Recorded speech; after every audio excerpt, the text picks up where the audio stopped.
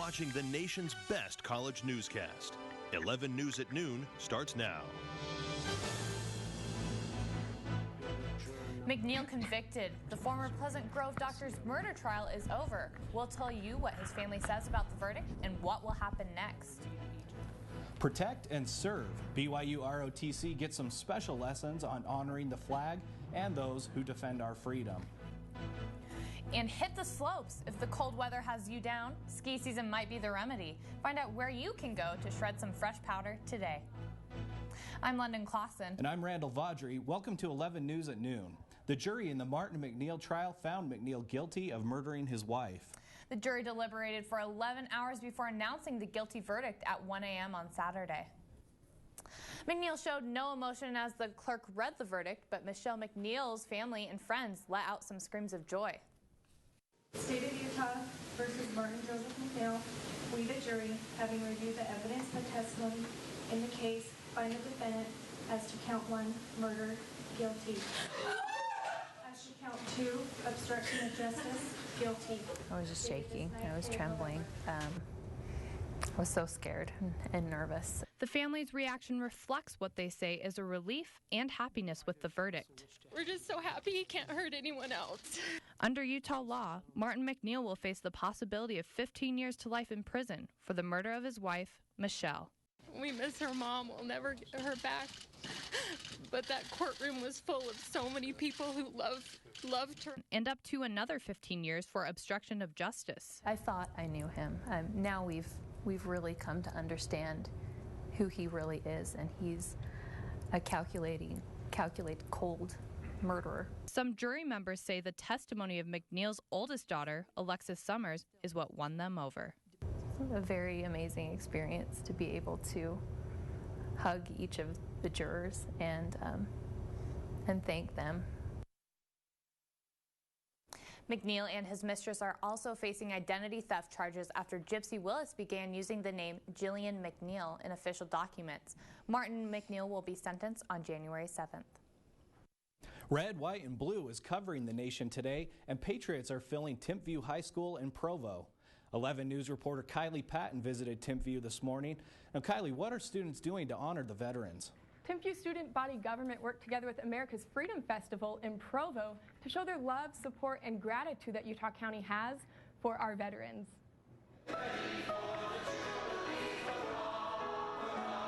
There's no better way to start off the month of thanks than with a ceremony honoring our nation's veterans. And it was an interesting sight for high school hallways as Timpview students dressed up in skirts and in suits today to show their respect for American war vets. The high school hosted a Veterans Day assembly featuring patriotical musical numbers, guest speakers, and the honoring of Utah veterans. Organizers of the Freedom Festival say that the Veterans Day ceremony is one of their top priorities every year.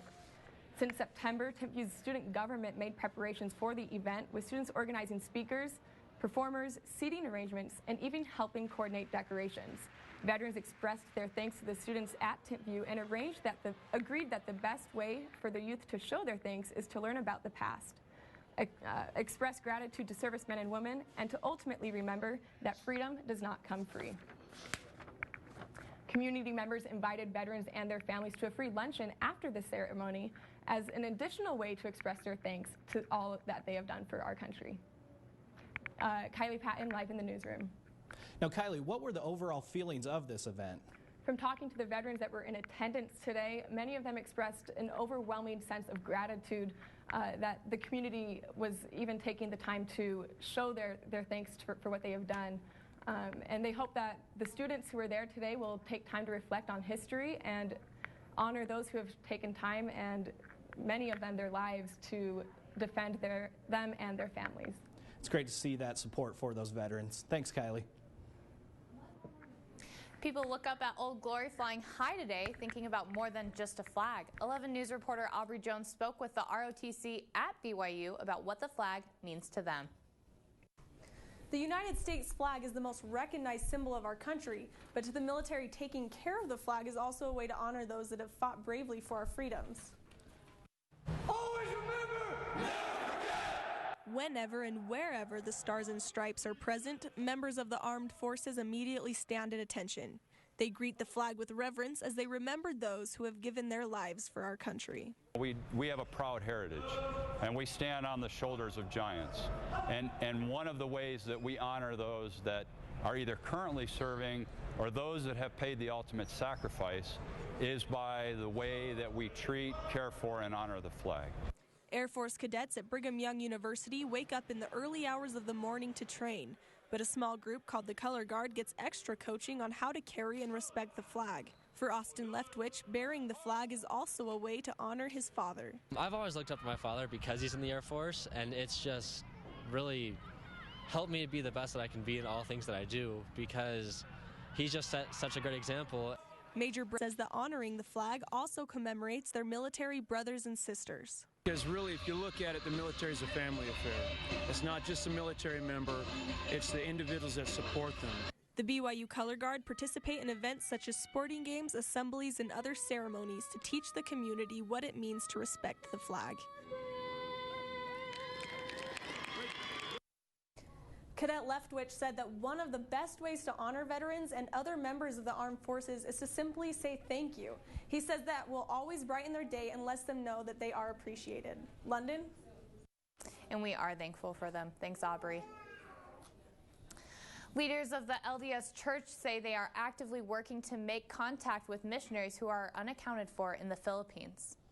Just days after Typhoon Haiyan tore through the island nation, 20 of the 21 missions in the Philippines say all their missionaries are accounted for. The LDS Church says the hardest hit Tacloban mission is still working to make contact with about a third of its missionaries, many of them in hard-to-reach areas. The church says they planned ahead and moved all missionaries to safer locations before the storm hit. Waiting for lab tests after doctor's visits could be a thing of the past. A new smartphone app invented by a Utah doctor tests your blood for dozens of diseases and measures your vitals at the same time. The iCalc app works by placing a small blood sample in a holder and then attaches it to your phone. After a few minutes, the results are displayed on your screen. Some Utah ski resorts opened this past weekend, which means hundreds will be heading to the mountains. 11 News reporter Shalise Kofed hit the slopes for the first day of ski season at Brighton Resort. The snow is here, and Utahns are snapping on their skis and snowboards. Solitude and Brighton ski resorts opened early for their first full day Friday, and hundreds dropped everything to join in the fun. If I can ski on November 8th any day, then I'm going to go ski. Definitely dropped a little homework, put that to the side for a few minutes so that I could come up here today. Opening early usually means warmer weather, but a little less snow, so resorts have to blow extra to improve ski conditions. Yeah, to make snow is a pretty expensive endeavor, but you know, you got to do it to kind of keep up with the Joneses everywhere else. But we started about 5-6 days ago. The temperatures got cold, and we blew about 4 or 5 nights of good snowmaking, and yeah, went for it. Even though opening early means a little more work for ski resorts, it means a lot of extra excitement and fun in the snow for their customers. We were just like, yes, we're so excited that we finally get to go. I've been craving to hit the mountain ever since first snowstorm. The weather, it's still nice and it's beautiful warm, and the sun's out. Blue sky. Blue sky. Blue bird. Makes us happy. If you want to hit the slopes, Brighton has 3 runs and 2 lifts calling your name. In Brighton, Shalise Kofed, 11 News. Brighton Resort says they aren't exactly sure when all of the runs will open, but they expect more lifts to be up and running in the next few weeks. Man, I'm excited to get out my snowboard. I'm so excited that made me want to go on the slopes right now. Yeah, I'm kind of the odd man out. I've lived in Utah my whole life, and I don't ski. Randall, are you serious? I know, right? Today's the day. Yeah. Still to come on your 11 News at noon. Hungry and cold, thousands of people in Utah go without a home for the winter, and their stories may surprise you. And funky chicken. The USDA is recalling more than a ton of contaminated poultry products. Find out what to look out for and to avoid getting sick. Maybe you've seen them on the street corners or given them loose change, but have you ever sat down and asked a homeless person how they became that way? 11 News reporter Allie Monson decided to do just that. Grown men crying, children with no shoes, and a lot of gratitude. These are some of the things I found when I went downtown and spent a day with the homeless. In my eye. Jessica Huggins says her brother beat her up, kicked her out of the house, and told her never to come back. We just left after that. I didn't want to have my kids around it. The family left with literally just the clothes on their backs. Inside, Mom. You want to go inside? Yeah. And we left everything I owned. Every pair of underwear, every pair of shoes, every pair of socks. The family says the people they've met since becoming homeless have changed their lives. It's been strangers that have helped more than anything. According to a recent report by the Utah Housing and Community Development Division, more than 11,000 homeless people now live in Salt Lake County. My name's Dean Hall, D-A-N-H-A-L-L. Brandon Tolman.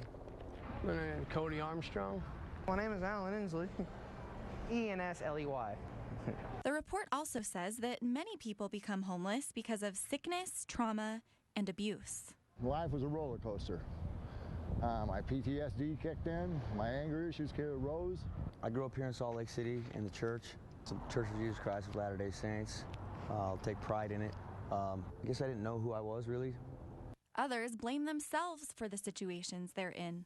I robbed my own mom at her house. I stole her 46-inch flat screen TV and her stereo system for go trade it off for 3 grams of heroin. Despite all their different circumstances, most of them seem to have one thing in common. When I asked them what makes or would make them happy, they said that God and family are what turn their rags to riches. Jesus, yeah, I mean, he's everything, you know, he's everything you ever need, I promise you. The best help you can get is from our higher power, God. How do I know this? Well, how don't you? Happiness would be my mom to trust me again. When I went to jail one time, I read the New Testament. And when I got out, I had the Holy Spirit in me because I believed in what I read. I'm the richest person there is. They say they want people to know that a little goes a long way on the streets, and they're not just talking about money. Simple love, you know. Over the last year, I learned the simple thank you. I noticed that, pat on the back, hug. That's where I've experienced the most growth, and I can only attribute it to that simple factor. Homeless shelter volunteers say they're getting really busy this time of the year with the cold weather and everything. And besides that, homelessness in Utah has gone up by 15%. London?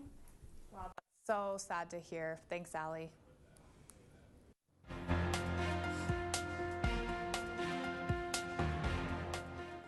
An airplane makes an emergency landing in Chicago. A woman is killed at an exotic cat sanctuary in Oregon, and the USDA is recalling ready-to-eat salads in 4 states.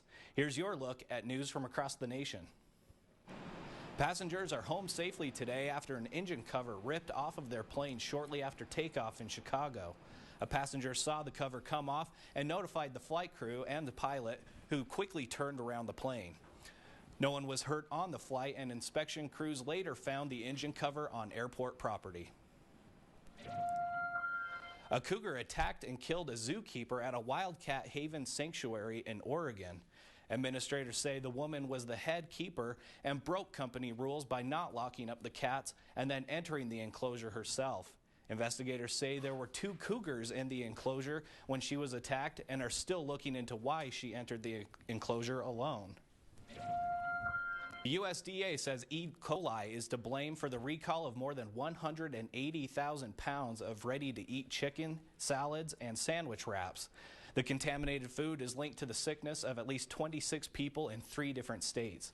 Glass Onion Catering made the affected products and distributed them to Walgreens, Trader Joe's, and Whole Foods stores.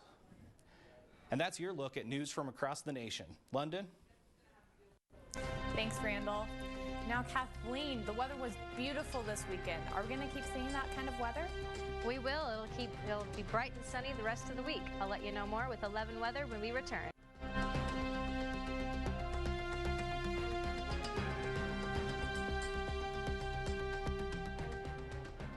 Happy Veterans Day, everyone. Today we've got it was not a cloud in the sky here. It's beautiful. It really is starting to look like the November that everyone thinks of November. Nice fall leaves, blue sky, and no snow, which is a good thing. Right now in Provo, it's 50 degrees with 50% humidity, so nice little 50-50 there going on. But the wind is blowing about 3 miles an hour, so it's just slightly breezy. Nothing to worry about. It won't blow your hat off. Don't worry about that. Later on tonight, it'll cool down to about 33 degrees, and then with just some calm winds, but it'll be partly cloudy, but it'll just be nice and calm, and so don't worry about anything windy, nothing crazy happening tonight. The rest of the state, pretty normal throughout Utah, and when I say normal, I mean it's in the 60s, and it's mostly just very calm. I'd say the number of the day is 65 because it's 65 in Provo, Nephi, Moab, and Cedar City. And then not too much of a weather change if you're traveling from northern Utah to southern Utah. The lowest temperature is 52 degrees, and then in St. George it's 76, so you don't need a change of clothes if you're going from northern Utah to southern Utah today. Going down, and if we take a closer look at southern Utah, 76 degrees starting off today and tomorrow. And then as we move forward into the rest of the week, it'll cool down somewhere into about the 60s with 69 and 64. And then in the evenings, it'll cool down a little bit even more to the low 40s, and then in the high 30s too. Northern Utah, temperatures are a little bit lower. We might even see a little bit more clouds here happening, but those are just sun clouds. They won't actually turn into rain or anything, but it'll start off nice in the 60s, and then as the week goes on, it'll get even colder and down into the 50s midweek, and then we'll close this week off with being 48 degrees. So we'll still see some sunshine, but it'll still be a little bit cold, so you just need a little bit of a jacket when you go outside. It's nice that fall weather's kind of hanging around. I mean, winter was almost here, but it's nice to have the warmer temperatures. I know, very nice. We'll save the winter for next month. Yeah. Exactly. Thanks, Kathleen. Thank you. So, Skylar, did you lose a bet? Is that why you have to wear that tie? This tie is more pink than red. It wasn't a bet, nothing to do with Wisconsin. Coming up on sports, we'll talk about the Cougars' chance. BYU headed to Wisconsin with an opportunity to beat a top 25 opponent on the road. We'll check out the highlights and find out who won. Also, an in-state cat fight. Weber State made a trip south to the Marriott Center. Can they get their first win ever at BYU? Find out when we return with sports. Stay tuned.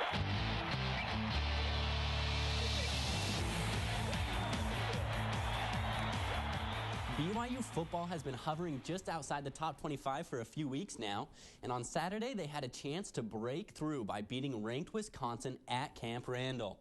Well, it didn't start well for BYU. James White and the Badgers got on the board first with this 4-yard touchdown run. White was impressive to say the least. BYU answered with a field goal, but the Cougs were holding steady throughout the second quarter when suddenly the wheels came off. Badgers get a field goal, and 3 minutes later, they close out the half with this touchdown. And that time, White chose to take the ball through the air rather than on the ground. With BYU trailing by 17 in the third, Cody Hoffman finds the end zone. Now, that's nothing new for Hoffman, and he broke another career record at BYU. We'll have more on that in a moment. White's last touchdown put this one out of reach. Taysom Hill would find Hoffman one more time in the end zone, but it was too little too late. Wisconsin gets the win 27-17. Here's a look at the career numbers for Cody Hoffman up against the career numbers for every other receiver on the roster at BYU. Hoffman holds the all-time record at BYU for all 3 yards, touchdowns, and receptions. He's pretty dominant. BYU women's soccer spent the weekend tacking on a few pieces to complete a postseason resume. The Cougars dominated St. Mary's 6-1. The win gave BYU a share of the West Coast crown for the second straight year. They will find out later today how much their season and that most recent dominant win will affect their NCAA tournament seed. The bracket will be revealed this afternoon at 2:30. Weber State has never beat the Cougars in the Marriott Center. I'm thinking maybe if they brought back Damian Lillard, they'd have a pretty good chance. So let's take a look. Right off the bat, we realize that the reigning Rookie of the Year is not in the gym. Somebody call the football team and get some stickum over to the Marriott Center. At any rate, that turns into 2 points for Matt Carlino. Doubled up in the first half, Kyle Tresnick announced the Wildcats' presence. BYU carries a 15-point lead into the break after Carlino's tray. Then the Wildcats are chipping away at the lead. A 3 followed by this fast break. Oh, you got to keep an eye on Eric Mika. The freshman's block turns into an old-fashioned 3-point play from Matt Carlino. And I almost read this entire recap without mentioning Tyler Hawes' 28-point effort. BYU beats the Wildcats 81-72. Friday afternoon, before the men played, the women hoopsters hosted an NCAA tournament team in South Dakota State University. Jeff Judkins and the gals pretty much dominated. Lexi Eaton has rehabbed her ACL well in the offseason. She tied Kim Beeston with a game-high 18 points. Speaking of Beeston, she played in beast mode. Her 18 points all came from beyond the arc. In fact, she didn't attempt a two-pointer, so it stands to reason that she's pretty good at math. 3 points is worth 33% more than 2. BYU wins by a lot, 81-53. And BYU women's volleyball wasn't as fortunate. Fighting to stay on top of the WCC, the Cougars traveled to Santa Clara and lost 3 sets to 1. It was closer than it sounds, though, with the Cougars scoring 95 points to Santa Clara's 100. The Cougars are tied with San Diego for the conference lead and can still seal an outright conference championship by winning each of their remaining 3 matches. And I can't think of a better way to cap the Monday sports segment than with the NFL's play of the weekend. After fighting back from 17 down, the Bengals need a Hail Mary touchdown to force overtime. But this never works. Watch, it's just going to be batted up. Well, and then batted up again. And then A.J. Green catches it. That was James Hedebo, the last one to touch it before it fell into A.J. Green's hands. Needless to say, Hedebo wasn't pleased. It's all for nothing, though, as the Ravens get the win in overtime. Wow, I don't know if that was luck or talent. That was really impressive. A combination of the both, I guess. Yeah, not bad. Thanks, Skylar. Still to come on 11 News at noon. Welcome home. A South Carolina school assembly ended with a surprise reunion. You may want to grab your tissues. This is a tearjerker. We'll be right back. Choices. Some are minor, others life-changing. But what if your small choices matter the most, like the stairs or the elevator, baked or fried? What if these small choices determine if you'll be the 1 out of every 3 women who die of heart disease this year? These choices might not seem life-changing today, but women are dying of heart disease at the rate of almost 1 per minute. Luckily, it's mostly preventable. Choose to act. Our hearts, our choice. Make your choice at GoRedForWomen.org.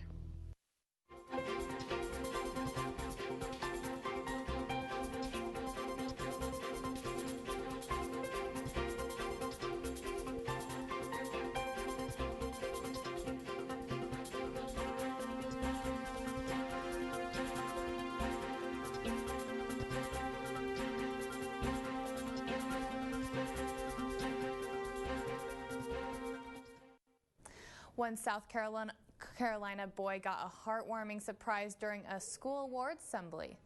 His dad came home early from Afghanistan and wanted to surprise his son. The family set it up with the school to make it happen, and just look at the result. Welcome back home, First Lieutenant.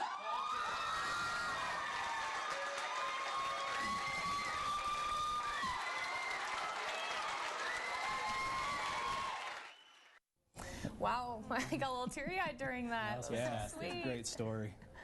Well, that's 11 News at noon for Monday, November 11th.